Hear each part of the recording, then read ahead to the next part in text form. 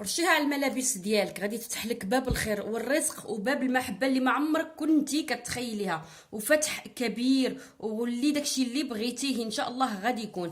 بقاو معايا نشوفوا هاد الوصفه هذه اللي هي كتمنع السحر والحسد وكل الموانع خلال ساعه فقط، بمجرد ما ترشيها على الملابس الخاصه ديالك، خصوصا الملابس الخروج ديالك. مهما كان عندك اقوى سحر، سحر تفريق، سحر تشويه الجمال، سحر النظره، وسحر الاسود، او سحر وقف الحال، ان شاء الله غادي تخلصي منه في ساعه واحده فقط. غادي تغير الحل ديالك 180 درجه، من عسر الى يسر، ومن افراح وشده وضيق الى ارزاق. يا ريت الان تشرفوني بالتعليقات ديالكم بالصلاه والسلام على رسول الله في التعاليق. واي شخص كيشاهد الان الفيديو حطوا لايك او اعجاب بنيه تحقيق اللي في بالك ان شاء الله، ونشوفوا الوصفه باذن الله. السلام عليكم البنات، كي درتوا؟ لاباس عليكم؟ في امان الله. اللهم صل وسلم وبارك على سيدنا محمد وعلى اله واصحابه اجمعين. اليوم ان شاء الله غنشوفوا اسهل طريقه اللي غادي تخلصك وغادي تهنيك من طاقه الحسد ومن كل الطاقات السلبيه اللي دائما كتدمر الحياه ديالك، ومن كل الاسحار اللي تعبت النفسيه ديالك وهلكت الصحه ديالك في ساعه واحده فقط. مهما كانت عندك الامور معقده او صعبه او تعاني من ضائقه في الحياه ديالك، يعني دائما كتسبب لك المشاكل والعراقيل وكثره الضغوطات، ما تخيليش شنو غادي يوقع بمجرد ما تنوضي ترشي هذا المكون على الملابس ديالك، خاصه الملابس الخاصه بالخروج. حتى بالنسبه للناس اللي عندهم عدم القبول او بغيتي قضاء حاجه من الحوائج الدنيا، مثلا تيسير الزواج او جلب الخطاب لعتبة البيت ديالك او الحمل او جلب طاقة الحظ، اي حاجة انت لاقية فيها او كنتي لاقية فيها صعوبة، فقط توكلي على الله وطبقي هذه الوصفة هذه. طريقة جد سهلة وبسيطة، وما تخيليش النتيجة اللي غادي تعطيك. وكما هو معروف ان اللباس ديالنا، اللباس الخاص بالخروج، يمكن ان يكون فيه سحر وانت ما عارفاش، او يمكن يا لطيف انه يكون فيه مثلا احدى العكوسات او النحس، او قابلتي شخص في النية ديالو مثلا الحسد او غيران منك او كيتمنى لك الشر. بمجرد ما يلبس احدى الملابس ديالك كوني متيقنه ان الطاقات ديالك الروحيه كلها ستصاب بالموانع. سبحان الله العظيم، يعني حتى الامور الشخصيه كيصيبها الوقف اللي هو وقف الحال. حياتك يوم بعد يوم كتكون تعيسه. دائما كنقولها لكم، الملابس ديالنا دائما تكون صافيه مثل الارواح ديالنا، مثل الاجساد ديالنا كذلك. لذلك لابد ولازم وضروري قبل الخروج ان تكون الملابس ديالنا صافيه وخاليه من كل العكوسات والموانع والعوارض وطاقه الشياطين او السحر او اي شيء خبيث. وكوني متاكده ان شاء الله الخطوات ديالك غادي تكون مرزاقه ومحظوظه، وانت بنفسك غادي تشوفي الفرق. اذا تعالوا نكتشفوا الطريقه. اول حاجه البنات غادي نستخدموه هو ماء الورد، يعني ماء الورد غادي نستعملو كميه مناسبه. ماء الورد او ماء الزهر، يعني غنحتاجو تقريبا معلقه ولا 2 معالق ديال ماء الورد او ماء الزهر. غنحطوها بحال هكا في شي قنينه. القنينه انا هنا كما كتشوفوا حاطه فيها لاني باغا نستعملها هذا البخاخ. يعني نتمنى او لسهوله الاستخدام كنفضل تستعملوا البخاخ، يعني باش تبداو ترشوا. يعني كما قلنا غنحتاجو معلقه ولا 2 من الماء الورد.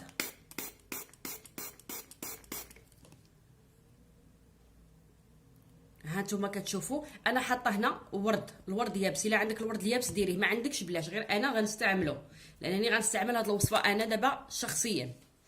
غنرشها حتى على المنزل، حتى على اركان الصالون غنرشها من غير الملابس ديالي غنرشها. المهم انا هنا حاطه، الا عندك الورد، ورق الورد ولا الورد مجفف ولا طري ديريه، ما عندكش بلاش. المهم غنحتاجو قلنا معلقه ولا 2 ديال ماء الورد. ما عندكش ماء ورد، ماء الزهر. الناس اللي عندهم النحس والعكوسات كتعاني من المشاكل، واللي عندها صعوبات وعراقيل والحظ في الحياه ديالك قليل، ولا كتعاني من سوء الحظ، ولا جايين عندك الناس ما كتبغيهمش، يعني حاسه بهم انهم عندهم واحد الطاقه سلبيه فين ما كيكونوا، كتوقع لك شي حاجه كما قلت لك رشيها حتى في الدار. قبل كما شفنا غادي نضيفوا بعدا ملعقه ديال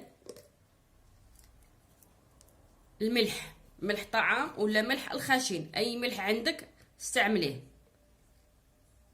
يعني ملعقه صغيره، معلقه صغيره ديال الملح. انا قلت لك حتى الا كانوا وليداتك شاكه فيهم عندهم سحر ولا ضائقه ماليه عندهم ولا عند الزوج ديالك، طبقيها. قلنا ما ورد معلقه ولا زوج او ما زهر اللي عندك، درنا معلقه صغيره د الملح. بالنسبه للورد اختياري، غادي نديرو الماء. تبعوا معايا الفيديو شوفوا شنو المكون اللي غنزيد.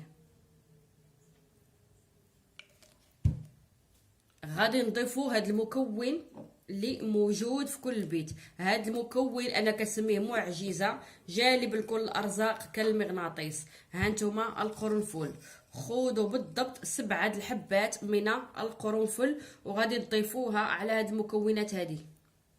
4 5 6 7، يعني بالضبط بدون زياده او نقصان غادي تضيفوا 7 حبات من القرنفل.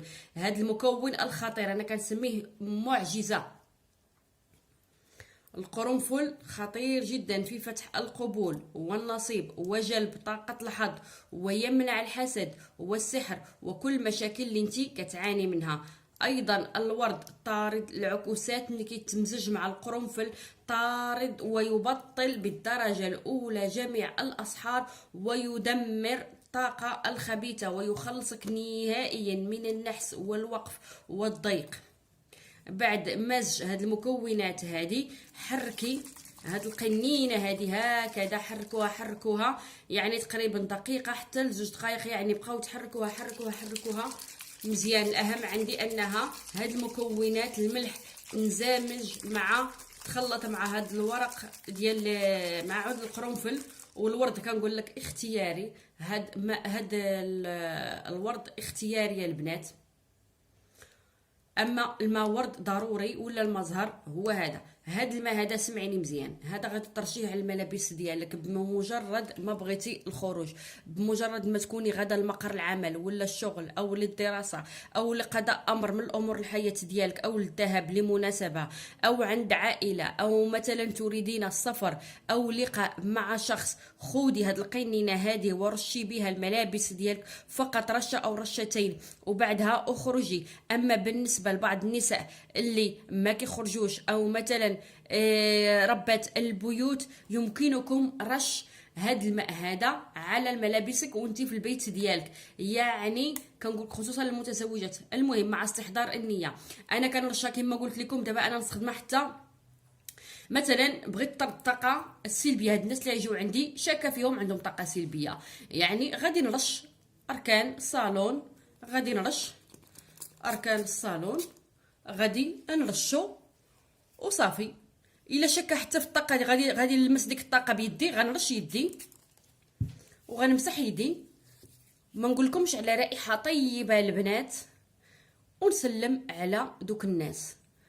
صدقيني غادي تولي بواحد الفرحه غادي تشوفيها وغادي تحسي بواحد الجو السعاده والطمانينه وراحه البال. غتحسي بواحد الاحساس غريب جدا البنات، كانك ارتحيتي من شنقول لك داكشي اللي عندك، تولتي من جديد. الطاقه ديالك كلها غادي تجدد، روحانيه ديالك يوم بعد يوم غادي تقوى وغادي تزيد الامام. انت بنفسك غادي تستغربي من سرعه ونجاح اللي تسخير هذه الفائده هذه. يا ريت ما تبخلوش علينا باللايكات ديالكم والاعجابات ديالكم للفيديو. اي سؤال خلوه لي في التعاليق. الى فيديو اخر بمشيئه الله ومع السلامه. المهم ضروري البنات رشي على الملابس ديالك قبل الخروج، رشي يديك الا كنتي باغا تسلمي على داك الشخص اللي انت عارفاها كتحسدك. المهم رشيها حتى في اركان المنزل، خليها عندك دائما فين ما تكوني خارجه. رشي الملابس ديالك وتوكلي على الله وغادي تشوفي باب الرزق، تشوفي الفرحه الكبيره اللي غادي تجيك. كذلك انا كنقول لك للصالونات رشي البيت الغرف ديال الدراري، الاولاد ديالك اللي هما محسودين عارفه عندهم انهم طاقه سلبيه، عندهم صداع، مشاكل، رشيها وردي عليا الخبر. حتى لهنا كتوصف هذا اليوم. نتلاقاو ان شاء الله بفائده ووصفه اخرى.